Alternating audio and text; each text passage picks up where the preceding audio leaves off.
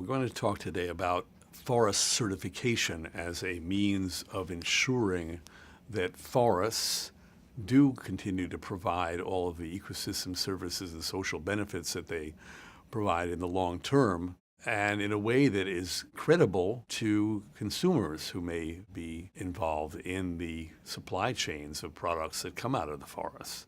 So why is certification of forest management needed?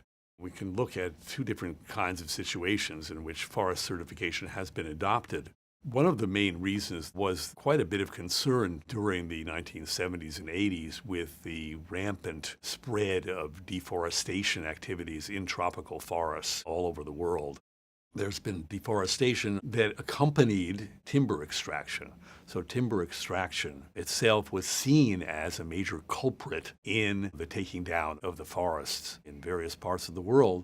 What do we do about it? We could try to stop people from exporting the timber that comes out of the forest, but that would probably backfire because the people who depend upon the forest for their livelihoods wouldn't get any money out of the forests. That's counterproductive. So we've got to try and find some kind of way to promote sustainable use of the forest.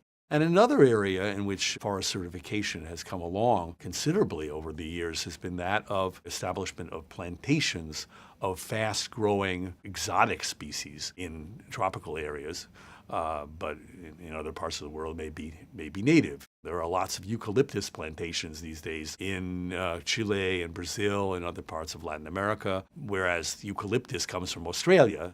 Those forests are created by man, and they're occupying lots of area that could conceivably be used for other things like food production. There's some pushback from people who are being expelled from lands that are being converted into plantations, and the idea of certification for these forests was a way to assuage those who are criticizing this, that the plantations were being done in a way to avoid the kinds of impacts that were negative on the communities that were affected in the areas where they're being planted. Now, there are different kinds of certification initiatives that were undertaken both by the industry and by third-party groups that were concerned about the effects of unacceptable forest management being undertaken by different industry groups.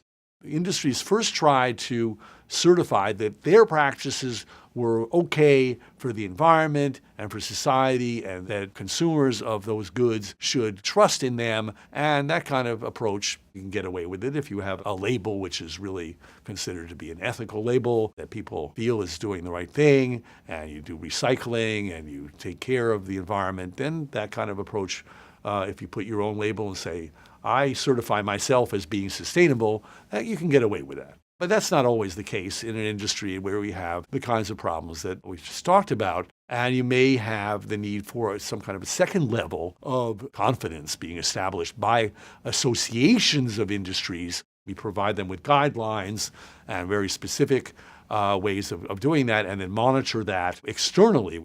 The entire enterprise associated with industrial product certification and other kinds of energy use and other things are governed by this kind of arrangement. But we really need to have multi-stakeholder initiatives to oversee the implementation of these kinds of things. This is where we have a group of different kinds of interests that get together and jointly agree on criteria for the certification of good practices in an industry associated with wood products and forest management. And we have an independent compliance monitoring arrangement in which we have